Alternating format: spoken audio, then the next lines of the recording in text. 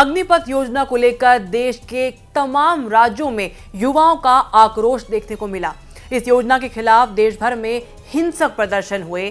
सवाल पूछे गए कि जो भर्ती होंगी, जिनकी जो अग्निवीर होंगे, उनका 4 साल बाद क्या होगा। बीजेपी के कुछ नेताओं ने इस पर जवाब देने की कोशिश की, लेकिन इन जवाबों से विवाद और बढ़ता ही दिखाई दे रहा है। बीजेपी के नेता कैलाश विजयवर्गीय को ही देख लीजिए। उनका कहना है कि अगर बीजेपी ऑफिस में सिक्योरिटी गार्ड रखना हो तो अग्निवीर को प्राथमिकता देंगे। बीजेपी नेता महेंद्र सिंह सोलंकी वो कहते हैं कि अग्निवीर जो है वो परिवार की रक्षा करेंगे।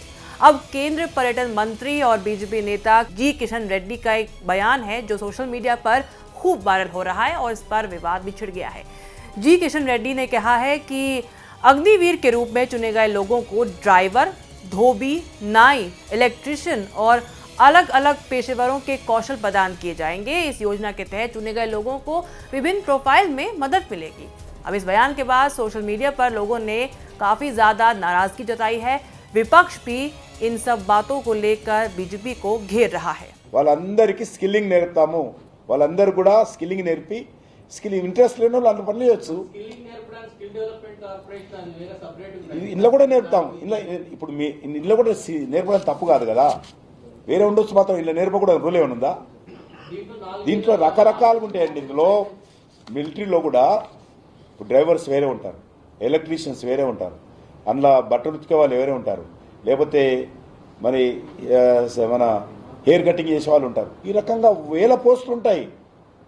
అందులో కొంతమంది అందులో కూడా ఉపయోగపడుతుంది. अब इन सब बयानों के बाद AIMIM चीफ असदुद्दीन ओवैसी ने बीजेपी को आड़े हाथों लिया है। इन बयानों पर ट्वीट किया है और शायरी करके बीजेपी पर निशाना भी साधा है।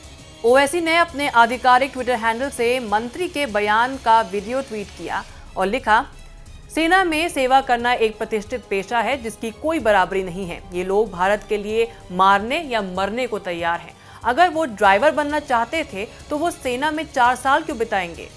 इसके आगे उन्होंने दूसरा ट्वीट किया और कहा, ये स्पष्ट है कि भाजपा अग्निवीरों को भाड़े के चौकीदारों के अलावा कुछ नहीं देखती है। प्रधानमंत्री भारत की सुरक्षा के साथ खिलवाड़ कर रहे हैं और युवाओं का भविष्य बर्बाद कर रहे हैं। ओवैसी ने रक्षा मंत्री राजनाथ सिंह को टैग करते हुए लिखा, ये जब्र भी देखा है तारीखों ने, लम्हों ने खता की थी, सदियों ने सजा पाई। सोशल मीडिया पर लोगों को बीजेपी नेताओं की ये बयान बिल्कुल भी रास नहीं आ रहे हैं और बहुत सारे लोग हैं जो बीजेपी पर निशाना साध रहे हैं और अपना विरोध दर्ज कर रहे हैं। बता दें, केंद्र की अग्निपथ योजना के खिलाफ देश के कई हिस्सों में चल रहे विरोध प्रदर्शन के बाद रक्षा मंत्रालय ने प्रेस कॉन्फ्रेंस की। साफ कर दिया गया है कि अग्निपथ योजना वापस नहीं ली जाएगी। तीनों सेना प्रमुख जो है उन्होंने एक प्रेस कॉन्फ्रेंस की रविवार को और बताया है कि जो सभी भर्तियां हैं वो इस स्कीम के तहत होंगी ही होंगी। 25,000 अग्निवीरों का पहला बैच दिसंबर में आर्मी ज्वाइन कर लेगा, ये कहना है सेना प्रमुख का। चलिए एक नजर डालते हैं कि 14 जून को हुई घोषणा के बाद से अब तक इस स्कीम में क्या क्या बदलाव हुए हैं। संक्षेप में आपको बताते हैं। सबसे पहले तो CAPF और असम राइफल्स में अग्निवीरों के लिए 10% आरक्षण देने का ऐलान किया गया है। मौजूदा साल में अग्निवीर की आयु सीमा 21 से बढ़ाकर 23 कर दी गई है। Indian coast guard, defence civilian post के साथ डिफेंस पब्लिक सेक्टर अंडरटेकिंग की 16 कंपनियों में भी नियुक्तियों में आरक्षण मिलेगा और अग्निवीरों को रिटायरमेंट के बाद सस्ता लोन दिया जाएगा और सरकारी नौकरियों में प्राथमिकता दी जाएगी। तो बीजेपी बैकफुट पर जरूर दिखी है। जिस तरह से बदलाव एक के बाद एक सामने आ रहे हैं, तमाम जो सिलसिलेवार तरीके से मीटिंग्स हो रही हैं, हम सब देख रहे हैं किस तरह से विरोध प्रदर्शन जो है बीजेपी समझ रही है कि उन पर भारी पड़ सकता है और जो युवाओं का आक्रोश है वो अपनी जगह पर जायज़ है, लेकिन हिंसा जो है वो उसका बिल्कुल भी उसको जस्टिफाई नहीं किया जा सकता है।